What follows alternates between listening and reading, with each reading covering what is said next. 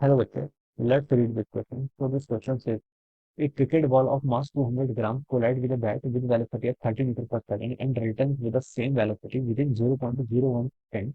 The force acted on the bat. Bat पर आपका कितना फोर्स एक्ट हो रहा है वो बताना है। ऑलराइट, तो चलिए इस क्वेश्चन का बच्चा देखिए आप की कॉन्सेप्ट क्या लिख सकते हैं। The key concept of this question is force acting on the bat बताना है। तो फोर्स क्या हो जाएगा क्वेश्चन का आपका की कॉन्सेप्ट हो जाएगा। ठीक है बच्चों, देखिए फोर्स को डिफाइन कैसे किया जाता है। फोर्स आपको पता है, देखिए न्यूटन सेकंड ऑफ मोशन का स्टेटमेंट है। फोर्स एक्टेड या फिर फोर्स अप्लाइड होता है आपका rate of feedback momentum simple, यानी कि आप डेल्टा पी बाय डेल्टा के लिख सकते हैं या फिर डीपी बाई डी लिख सकते हैं। लेकिन मैं डेल्टा इसलिए यूज कर रहा हूँ ना, अगर आपको कभी भी क्वेश्चन में टाइम इंटरवल गिवन किया है तो आप डेल्टा टी लिख लीजिए। ठीक है, और अगर आपका टाइम बहुत ही स्मॉल होता है, यानी कि आप बोल सकते हैं limit time current delta t tending to zero हो जाता है, फिर ये फॉर्मूला किसमें कन्वर्ट हो जाता है आपका डीपी बाई डी ठीक है। और ये आपका इंस्टेंटेनियस के लिए डिफाइन किया जाता है और ये किसी के लिए डिफाइन किया जाता है, किसी टाइम इंटरवल के लिए। ठीक है, तो इन दोनों में आपको डिफरेंस पता होना चाहिए। अब क्वेश्चन पे आते हैं। ये cricket ball of mass 200 gram collide with bat with velocity. ठीक है, बॉल मान लीजिए आपका बैट ही है, दिस इज द बैट। ठीक है, ये कोई बैट्समैन है मान लीजिए। ठीक है, ये आपका क्या कर रहा है, क्रिकेट प्ले कर रहा है। ठीक है, यहाँ पर आपकी ball I, this is the ball. ठीक है, बॉल जस्ट बिफोर स्ट्राइकिंग। ठीक है, जस्ट बिफोर स्ट्राइकिंग की स्पीड कितनी रहती है, 30 मीटर पर सेकंड से मान लीजिए ऐसा है। ठीक है, 30 मीटर पर सेकंड से। ठीक है, तो ये इस डायरेक्शन को चलने में पॉजिटिव बोल देता हूँ।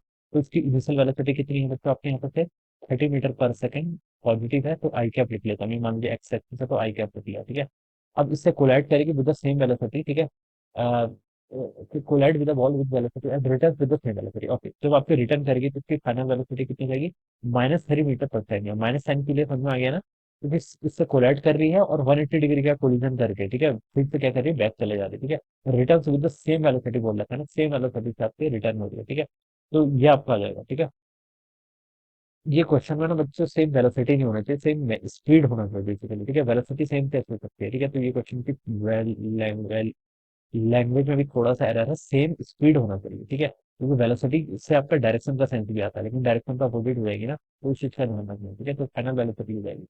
तो अब देखिए आप यहाँ पर मॉड लगा लीजिए। ठीक है, ये आपका फोर्स हो जाएगा। तो फोर्स यहाँ पर आपको कैलकुलेट करना है, एवरेज फोर्स क्वेश्चन में यही पूछा है। ठीक है, तो एवरेज फोर्स कितना होगा, change in momentum. Change in momentum क्या होता है, मास time change in velocity. Change always आपका फाइनल माइनस इनिशियल के इक्वल होता है।